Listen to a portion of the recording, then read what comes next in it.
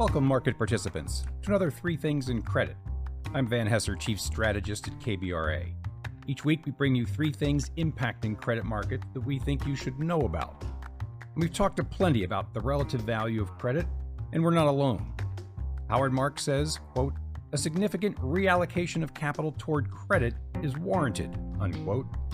And one Edward Smith, co-CIO at UK money manager Rathbones, says, quote, "The investment case for owning credit relative to equities has clearly gone through a seismic transformation relative to where we were for most of the last decade," unquote. Okay then. This week our three things are: 1. Earnings optimism. Is it misplaced? 2. The Fed's financial stability report. We'll have a look at what the central bank is warning us about. And 3. Default outlook. We'll talk to our own Eric Rosenthal for the latest. All right, let's dig a bit deeper. Corporate earnings optimism. So we're about a quarter of the way through earnings season, and so far, so okay. That is, if you exclude Boeing, which reported its 14th pre-tax loss quarter in a row. Quite a record. The big banks, as we discussed last week, are relatively sanguine about what the future looks like, with the exception of loans on office buildings and to subprime consumers.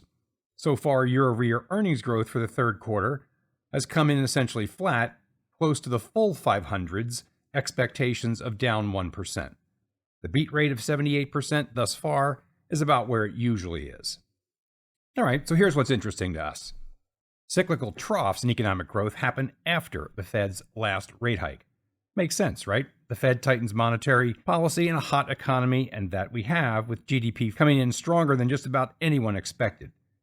Many, including ourselves, believe that this is the last hurrah of the pandemic period's stimulus-driven exuberance. There are a lot of forward-looking indicators suggesting that growth is set to contract. Now, we've talked about how the consensus view of 2024 earnings strikes us as fanciful, showing growth of 12% above 2023's level. You might say, well, much of that growth, I would assume, is coming from big tech. Interestingly, the growth rate of the equal-weighted S&P 500 is 12%. Into an economic contraction with a very real possibility of recession. We have a hard time getting to that 12% figure. Here's another way to look at it. If we look back at the year-over-year quarterly earnings growth rates of the 11 individual sectors in the S&P, we see that in 2019, 4 sectors were negative.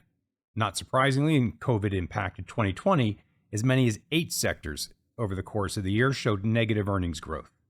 In the stimulus year of 2021, almost no sectors were negative, again, as we would expect. That started to change in the fourth quarter of 2022, back to a majority of those 11 sectors, call it 6 to 7, per quarter went negative. In the most recent quarter, Q2, 6 of 11 sectors went negative as companies confronted high inflation, and that's the estimate, 6 of 11, in the current quarter. So it comes as a bit of a surprise to us that in 2024, when economic contraction figures to be at its most restrictive, only 3 sectors are forecast to be negative in Q1, and after that, none the rest of the year. Into the trough of economic growth. In fact, 5 of the 11 are showing forecasted growth in double digits. Does that make sense? We don't know how to connect those dots. So don't lose sight of where we are. We're moving towards the bottom, which we would target around mid-year 2024. We would do well to maintain earnings levels as we move through those headwinds. All right, on to our second thing, financial stability. As in the financial stability report issued semi-annually by the Fed. The latest version was published this week, and to be honest, it's not all that bad. The report focuses on 4 broad categories and how those categories might interact to amplify stress in the financial system. The 4 categories are: 1.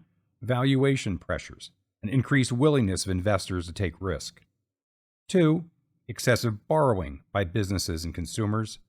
3. Excessive leverage in the financial system. And 4. Funding risks in the financial system. So while the 70-page report talks a lot about risks in those 4 categories, nothing rises to the level, in my view, of something that poses a clear and present danger to the financial system or the economy. And that's a real plus from a creditor's perspective. For example, take equity valuations. The report observes that equity prices grew faster than expected earnings, pushing the forward multiple into the upper ranges of its historical distribution. So, yes, that's factually true, but the magnitude, call it 20 times forward on the S&P 500 versus the long-term average of 17 times, doesn't get us all that animated. And by the way, the equal-weighted S&P is currently trading below its long-term average. The report did note stretched valuations in commercial and residential real estate. On risk 2, borrowing trends, the report points out that private debt to GDP continued to edge down and remained close to its historical average. Firms' ability to service debt remained solid. Credit quality at small businesses remained solid. Household debt was at modest levels, although borrowers with low credit scores are showing signs of stress. Residential mortgage risk was generally low. With regard to financial system leverage, the banks remained, quote, sound and resilient, unquote, no small feat given where we were back in March. Bank profitability was robust, with only moderate vulnerability to future credit losses. And on the funding side of things, most banks had high levels of liquid assets and stable funding. A subset, however, according to the Fed, continued to face funding pressures. Elsewhere, leverage remained high at the largest hedge funds and low at broker-dealers. Since the last report in May, respondents grew more concerned about monetary tightening, real estate valuations, market liquidity and volatility, and China, all of which, along with banking sector stress, rounds out the top 5 concerns. Falling off of that top 5 list was worries about the Russia-Ukraine war. So to sum up, a fairly comforting report from a source that is incentivized to find discomfort. All right, on to our third thing, default outlook with our own Eric Rosenthal. Eric, welcome back to the podcast. I've been reading a lot about defaults picking up lately. Is that what you're seeing? Any surprises out there? Thanks, Van, for having me back again. Following a relatively sleepy September for defaults, there's been a pickup in October. On the loan side, there has been 6 defaults totaling $4.6 billion, and this represents the most volume tallied since June. For high yield, as of Wednesday afternoon, there have been 3 defaults for $2.7 billion, paced by Rite Aid's bankruptcy, but there could be an additional $8 billion of defaults recorded this month. Legato Networks faces a November 1st maturity on its note, while Odyssey and WeWork, they're currently in their grace periods after skipping interest payments. So the potential for $10 billion plus in October defaults, that could represent the largest monthly total since July of 2020. Now, the vast majority of the year-to-date defaults, they were baked into our 2023 forecasts. It's hardly a surprise that Rite Aid and Air Methods, for example, defaulted, while others, such as Legato and Odyssey, they're on the brink of defaulting. Now, on the other hand, healthcare company Acumen was viewed as a 2024 default, so that was more of a timing element, and the same can be said if WeWork undertakes a second default this year. Got it. So if I recall, your 2023 dollar-based default forecast was 3.25% for high yield and 4.5% for leverage loans. Is that still doable given the October pickup? Right, so for high yield, our 3.25% forecast remains very much in play. Now, there is the potential for the rate to finish a shade higher at around 3.5%, but that still requires another $4 billion of defaults over the final 2 months. Currently, the year-to-date rate stands at 2.7%, and from a count perspective, the default rate is higher at 3.4%, which is in line with our 4% prediction. For syndicated loans, the default rate will likely finish below our 4.5% expectations. While there's still some sizable borrowers that are on our default radar red list, loan defaults typically take longer to occur than high yield. The year-to-date rate is at 3.3%, which equates to $48 billion of volume, which at the moment is actually $12 billion more than what you're seeing for high yield. And from an issuer advantage, the year-to-date rate is at 5.2%, and that will likely exceed our anticipated 5.5% level. All right, so let's look ahead. What are you thinking about for 2024 default rates and maybe a sector or two to watch? Also, any sense as to where we will peak and when?